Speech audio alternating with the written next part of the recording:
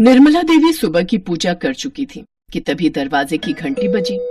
रेखा बहू, जरा देखो तो लगता है तुम्हारे बाबूजी आ गए। बोल रहे थे कल गांव से आ जाऊंगा। जी माँ जी, खोलती हूँ। रेखा ने जैसे ही दरवाजा खोला वो दंग रह गई। मोहनलाल के साथ एक 16-17 साल की लड़की थी जिसने गले में जयमाला पहनी हुई थी और मांग में सिंदूर लगाया हुआ था। बहू, अपनी नई सास का गृह प्रवेश नहीं करोगी? ये क्या कह रहे हैं बाबूजी? नई सास? हाँ, मैंने मनोरमा से शादी कर ली है। क्या शादी? ये सब क्या है बाबूजी? मैं कुछ समझ नहीं पा रही हूँ। क्या हुआ रेखा बहू, कौन है ये? आपके साथ कौन है? मेरी पत्नी है मनोरमा। मैंने इससे गांव में शादी की है। अब ये हमारे साथ ही रहेगी। ये कैसी शर्मनाक बातें कर रहे हैं? आपने दूसरी शादी कर ली और वो भी एक बच्ची से जो हमारे बच्चों की उम्र की है। घर में बहू बेटा है और आप इस उम्र में अपने बच्चों के बराबर की लड़की को शादी करके ले आए हो। आपको ये जरूरत क्यों पड़ गई? अरे मेरी मर्जी। मुझे मनोरमा पसंद आई तो मैंने उससे शादी कर ली। मनोरमा मेरा बहुत ख्याल रखती है। तुम्हारी उम्र हो चुकी है, तुम तो मेरा बिल्कुल भी ख्याल नहीं रखती हो। अब जहां मेरी कमी पूरी होगी वहीं तो मैं जाऊंगा ना। जो मेरा ख्याल करेगा मैं उसे ही तो अपने साथ रखूंगा। मोहनलाल जी ठीक कह रहे हैं। मैं और मोहनलाल जी एक दूसरे से बहुत प्यार करते हैं। जब हम दोनों को इस शादी से कोई ऐतराज नहीं है तो आप बीच में बोलने वाली कौन होती हैं? अब से मैं इसी घर में रहूंगी मोहनलाल जी के साथ। बाबूजी, आप ये ठीक नहीं कर रहे हो। माँ के होते हुए आप दूसरी शादी नहीं कर सकते।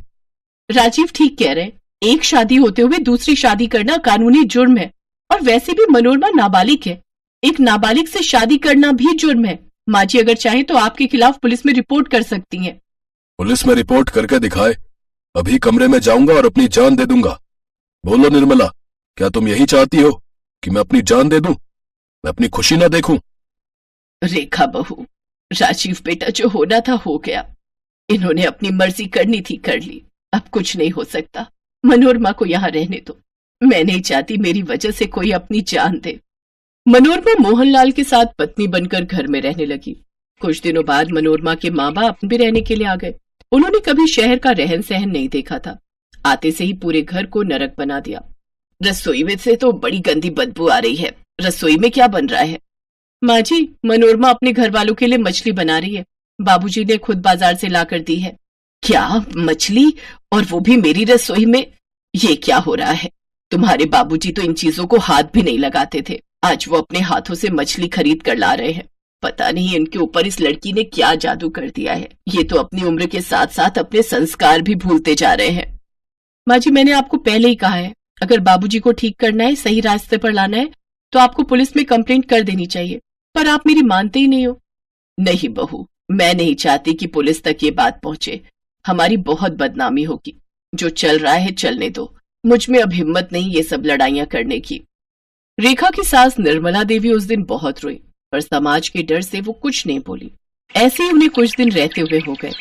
रेखा, मैं कब से बोल रहा हूँ, मुझे एक कप चाय बना दो। क्या हुआ? रसोई में दूध नहीं है। सुबह मंगवाया था, मनोरमा के घर वालों ने सारा दूध खत्म कर दिया। मैं बाबूजी से अभी बात करता हूँ। राजीव गुस्से में अपने पिता के पास जाता है। बाबूजी, मनोरमा की ये क्या तमीज है? सुबह इतना दूध आया है, सारा दूध खत्म कर दिया। एक कप चाय के लिए भी दूध नहीं है। अब आप कुछ बोलते क्यों नहीं हो? देखा आपने, अपनी माँ से ये किस तरह से बात कर रहा है।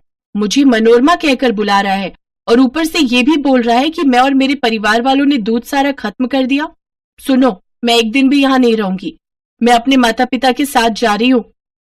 नहीं मनोरमा, तुम कहीं नहीं जाओगी। राजीव, मनोरमा तुम्हारी माँ है, उससे ढंग से बात करो। मेरी बस एक ही माँ है जिसने मुझे जन्म दिया है। ये छोटी सी बच्ची मेरी माँ नहीं बन सकती। ये बेशर्मी भरी बातें मेरे सामने मत करो। मैं पहले गुस्से से भरा हुआ बता रहा हूँ।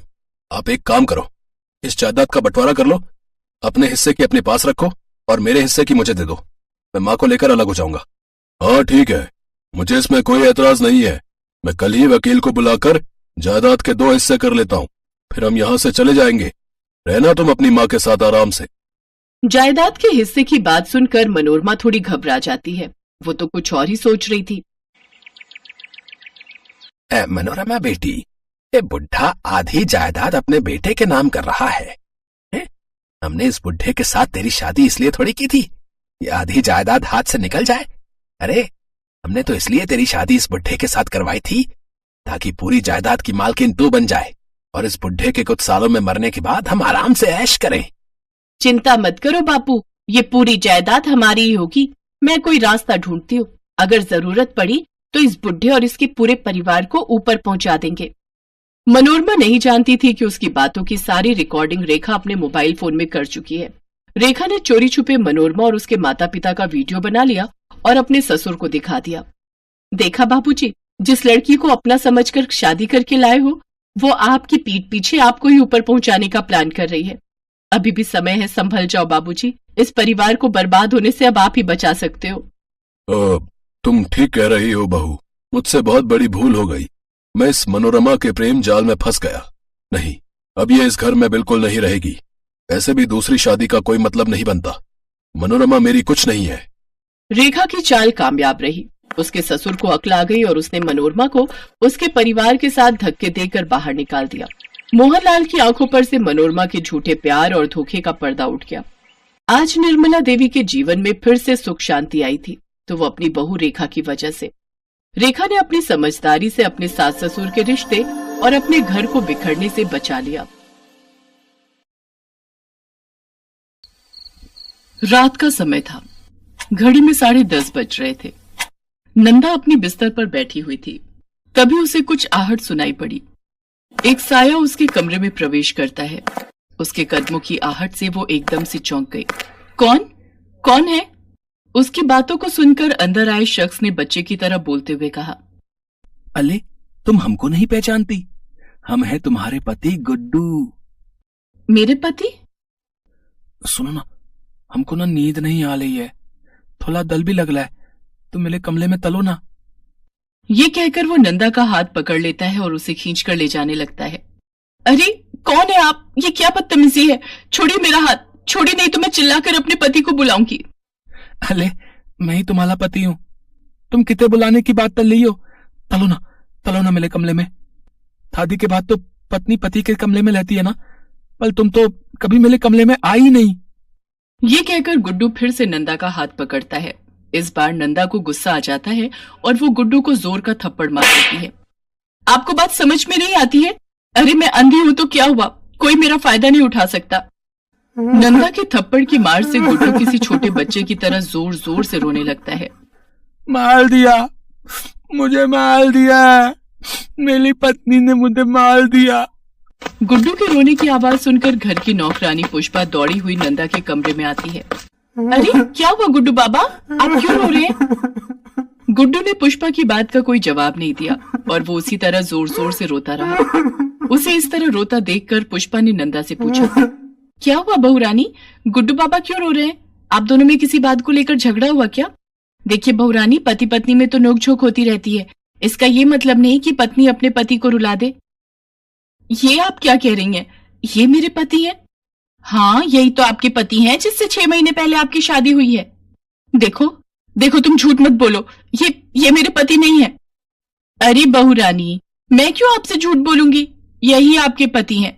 नहीं, मैं नहीं मानती, ये मेरे पति नहीं है। भगवान ने मेरी आंखें छीन ली है तो क्या हुआ, मन की आंखों से मैं सब कुछ देख सकती हूँ। ये मेरे पति नहीं है। ठीक है बहू रानी, आप मेरी बात मत मानिए, अपने पति की बात भी मत मानिए, लेकिन अपने सास ससुर की बात तो मानेंगी ना आप। 1 सप्ताह बाद जब वो शादी से लौट कर आएंगे तब उनसे ही पूछ लीजिएगा कि सच्चाई क्या है। नंदा के साथ ये क्या हो रहा था? वो किसे अपना पति कह रही थी और ये गुड्डू कौन है जो कह रहा है कि वो उसका पति है? इस बात को जानने के लिए कुछ महीने पहले जाना पड़ेगा। नंदा बहुत ही गरीब घर की अंधी लड़की थी। नंदा के पिता गोपी एक मामूली मजदूर थे और उसकी माँ विमला दूसरों के घर पर झाड़ू पोछे का काम करती थी। एक तो गरीबी की मार, ऊपर से घर में जवान अंधी लड़की। गोपी और विमला इसी चिंता में घुले जा रहे थे। पता नहीं कौन सी किस्मत लिखवा कर आई है नंदा। अरे क्या हो गया भगवान, तेरा मुंह क्यों लटका हुआ है? अब किस्मत फूटी हो तो मुंह तो लटका ही रहेगा ना। तेरी यही बात मुझे समझ नहीं आती। अरे जो कहना है सीधा सीधा कहना। अपने पति की बात पर विमला ने उदासी भरी दृष्टि से गोपी की ओर देखा और कहा, वहां भी बात नहीं बनी जी, उन लोगों ने भी नंदा से शादी के लिए मना कर दिया। ठीक ही तो है, मुझे तो वो बिल्कुल पसंद नहीं था, अरे हमारी नंदा 21 साल की है और वो 50 का था। अजी, मर्दों की उम्र नहीं देखी जाती, और आपको पता है ना हमारे पास कोई चारा भी तो नहीं है। अब अंधी लड़की से कौन शादी करना चाहेगा? तुम्हारी बात तो ठीक है, लेकिन नंदा है तो हमारी बेटी ही, अंधी है तो क्या हुआ, हम उसे कुएं में तो नहीं डाल सकते। गोपी की बात सच थी, लेकिन यह भी एक बड़ा सच था कि अंधी लड़की से कोई ठीक ठाक आदमी तो शादी करने से रहा। एक दिन की बात है, विमला जिस मेम साहब के यहाँ काम करती थी, उसके कोई दूर के रिश्तेदार विमला की मालकिन के घर आए हुए थे। विमला जब उन्हें चाय दे रही थी तो उसने उनकी बात सुनी। अरे हम तो थक गए, गुड्डू के लिए कोई लड़की मिलती ही नहीं है। तुम्हें तो पता है ना, हमें 1 रुपया नहीं चाहिए, बस लड़की चाहिए, चाहे वो लंगड़ी लूली अंधी कुछ भी हो, उससे हमें फर्क नहीं पड़ता, बस लड़की चाहिए। आपका कहना तो सही है भैया, लेकिन मैं भी परेशान हो गई गुड्डू के लिए लड़की ढूंढ ढूंढ कर, मिलती ही नहीं। उन लोगों की बातें सुनकर विमला को अपनी बेटी नंदा के लिए उम्मीद की किरण दिखाई दी, लेकिन चाहकर भी उसकी हिम्मत नहीं हुई कि वो अपनी मालकिन से अपनी बेटी के रिश्ते की बात करे।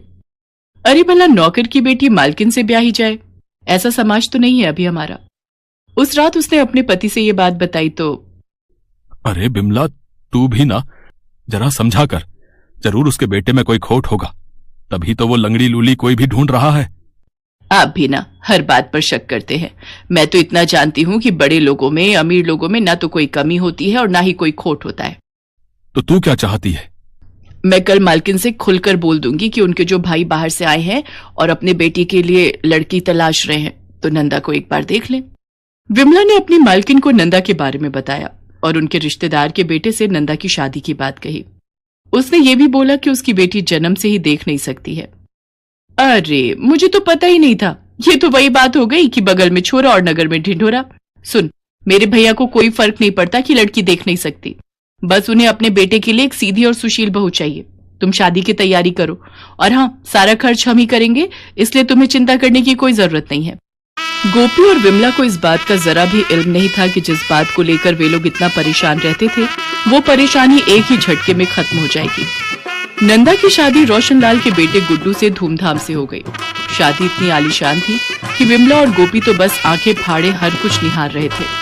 सच कहूं बिमला, मुझे नहीं पता था कि हमारी नंदा इतनी अच्छी किस्मत लेकर आई है। इतना बड़ा घर मिलेगा उसे, ये कौन जानता था। नंदा शादी करके अपने ससुराल आ गई। 6 महीने हो गए थे उसे अपने ससुराल आए, और 6 महीने बाद उसकी जिंदगी में ऐसा तूफान आएगा उसे पता नहीं था। पुष्पा के लाख कहने के बाद कि गुड्डू उसका पति है, उसने उसकी बात नहीं मानी। 1 सप्ताह बाद की बात है, रात का समय था, तभी नंदा के कमरे में किसी के आने की आहट हुई। अरे आप आ गए, आप कहां चले गए थे? उस शख्स ने नंदा को गले लगाते हुए कहा। अरे कुछ काम था। नंदा भी उसके गले से लिपट गई। जानते हैं, 4 दिन पहले कोई मेरे कमरे में घुस आया था, वो कह रहा था कि वो मेरा पति है। नंदा उस शख्स से बात कर रही थी, तभी पुष्पा नंदा के कमरे में आई और उसने देखा कि नंदा अपने ससुर की बाहों में है। मालिक आप? पुष्पा तुम? अरे वो जरा बहू से कुछ बात करनी थी, इसीलिए मैं यहां आया था। बहू? वो शख्स रोशनलाल था, नंदा का ससुर। असल में रोशनलाल का बेटा गुड्डू मंद बुद्धि था। रोशनलाल काफी पैसे वाला था, लेकिन उसकी पैसे और प्रॉपर्टी उसके बाद कौन संभालता, क्योंकि उसका बेटा तो दिमाग से पैदल था। रोशनलाल ने उसकी शादी करने की बहुत कोशिश की, लेकिन वो हो नहीं सकी। इस बीच नंदा की मां से रोशनलाल की मुलाकात हुई और नंदा की शादी गुड्डू से हो गई। मालती, गुड्डू की शादी तो हमने कर दी, लेकिन हम जानते हैं कि गुड्डू हमारा वंश नहीं चला पाएगा। हमारी इतनी संपत्ति हमारे बाद बर्बाद ना हो जाए, इसलिए हमें ही इसे संभालने वाला लाना होगा। दुनिया की नजर में यह गुड्डू की सुहागरात होगी, लेकिन नंदा के साथ सोऊंगा मैं। पुष्पा को अब सारी सच्चाई का पता लग गया था, और उसे यह भी पता लग गया था कि आखिर उसे रोज क्यों नंदा बार बार मना कर रही थी कि गुड्डू उसका पति नहीं है। असल में गुड्डू की आड़ में रोशनलाल नंदा के सम्मान के साथ खेल रहा था। मुझे घिन आ रही है, सच में मुझे घिन आ रही है। ऐसे लोग भी होते हैं दुनिया में। नंदा तो बेचारी अंधी है, उसे क्या पता, लेकिन ये आंख वाले लोग, छी। पुष्पा ने ठान लिया कि वो नंदा को इस नरक से बाहर निकालेगी। वो उसी रात पुलिस थाने गई और उसने रोशनलाल की सच्चाई पुलिस को बता दी। पुलिस इंस्पेक्टर रानी को यह सब सुनकर बहुत आश्चर्य हुआ। वो रोशनलाल के घर पहुंची और उसे गिरफ्तार कर लिया। अरे आपको शर्म नहीं आती? लोग कहते हैं कि आपका बेटा मंदबुद्धि है, लेकिन मंदबुद्धि तो आप हैं। आपने एक अंधी लड़की के सम्मान को हर दिन अपने पैरों तले कुचला, वो भी इसलिए क्योंकि आपको अपनी प्रॉपर्टी का कोई वारिस चाहिए था। आप जैसे लोग समाज में रहने के लायक ही नहीं है।